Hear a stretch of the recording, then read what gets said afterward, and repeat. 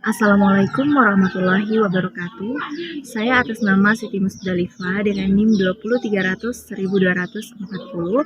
Nah, di video ini kami akan membahas terkait manajemen mutu pendidikan. Kualitas sendiri dalam pendidikan merupakan salah satu indikator yang penting dalam pencapaian tujuan yang telah ditetapkan.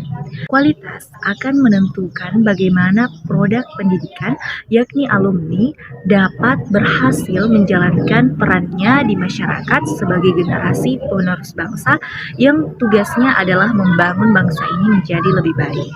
Nah, produk yang berkualitas atau alumni yang berkualitas dapat meningkatkan kepercayaan masyarakat terhadap satu lembaga pendidikan. Oleh karena itu, pendidikan dapat dinilai berhasil atau berkualitas dilihat dari bagaimana tujuan dari lembaga pendidikan tersebut tercapai. Nah, semakin tinggi pencapaian melebihi sasarannya, maka dapat disimpulkan semakin berkualitaslah pendidikan tersebut. Nah, itu dari saya, teman-teman. Materi selanjutnya akan disampaikan oleh rekan saya.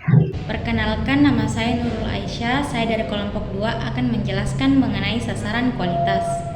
Sasaran kualitas merupakan tujuan yang harus dicapai dan diwujudkan dalam rangka menjaga dan menjamin kualitas dan mutu pendidikan. Sasaran kualitas adalah konsumen pendidikan, seperti seorang pelajar dan masyarakat.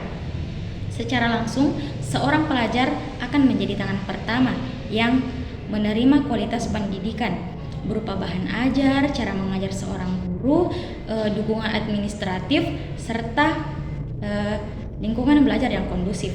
Sedangkan masyarakat itu sendiri menjadi tangan kedua yang menerima manfaat dari pelajar-pelajar yang berhasil mengaplikasikan ilmu yang dia dapatkan selama menempuh pendidikan dari sekolah dasar hingga ke perguruan tinggi. Baik, saya akan menjelaskan materi berikutnya, yaitu tentang memahami pelanggan atau user. Tujuan utama saya adalah untuk memberikan pelayanan terbaik terhadap pelanggan atau pengguna saya. Saya akan memberikan pelayanan yang relevan atau sangat berguna untuk mereka sehingga kebutuhan atau permasalahan dia teratasi. Banyak cara untuk memahami pelanggan atau user, bisa juga disebut dengan pengguna. Yang pertama yaitu mendengarkan dengan seksama. Maksud dari ini adalah saya siap menjadi pendengar yang baik untuk pengguna atau pelanggan saya agar saya bisa mengetahui apa permasalahan dan kebutuhan yang mereka inginkan. Jadi ketika dia memiliki masalah, saya akan memberikan motivasi atau saran untuk menyelesaikan masalah tersebut. Yang kedua yaitu mempelajari riwayat dan data pengguna. Di sini saya akan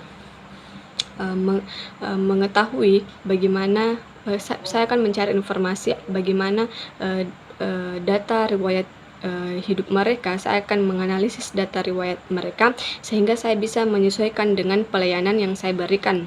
Dengan data riwayatnya saya bisa menyesuaikan sebagaimana saya bisa melayani pelanggan tersebut. Yang ketiga yaitu berkomunikasi dengan baik. Berkomunikasi dengan baik ini maksudnya yaitu saya selalu bersedia berkomunikasi dengan dia dengan cara mengirimkan teks, menggunakan email ataupun telepon. Di situ saya akan memberikan banyak pertanyaan yang relevan sehingga saya bisa mendapatkan informasi banyak lagi tentang mereka. Yang keempat tentang memahami pelanggan yaitu memantau umpan balik. Maksud dari ini adalah saya harus mengetahui apakah dia sudah puas dengan pelayanan kami atau bagaimana. Apakah dia sudah senang, nyaman dengan pelayanan yang kami berikan kepadanya atau bagaimana. Yang kelima yaitu menjaga privasi dan kepercayaan. Saya akan melindungi privasi mereka yang memberikan kepada saya tentang riwayat hidup dan lain-lain, sehingga saya akan merahasiakan informasi dirinya yang dia berikan kepada saya. Dengan memahami pelanggan dan user atau bisa disebut juga dengan pengguna, di sini saya akan memberikan layanan yang efektif dan sesuai dengan preferensi mereka. Jadi saya siap membantu melayani pelanggan saya sehingga dia bisa mencapai kepuasan dan kenyamanan dalam berbagai kebutuhan mereka. Baik, saya Nur Aisyah Ramli akan menjelaskan tentang definisi kepuasan pelanggan. Definisi kepuasan pelanggan adalah respon pelanggan terhadap evakuasi ketidaksesuaian yang dirasakan antara harapan sebelumnya dan yang dirasakan setelah pemakaiannya. Kepuasan pelanggan terletak pada bagaimana kualitas organisasi atau institusi pendidikan memenuhi dan menyesuaikan kebutuhan pelanggan yang relatif bervariasi dan selalu berkembang. Kepuasan pelanggan merupakan yang sangat urgen dalam peningkatan dan pengukuran mutu dalam suatu organisasi atau institusi pendidikan.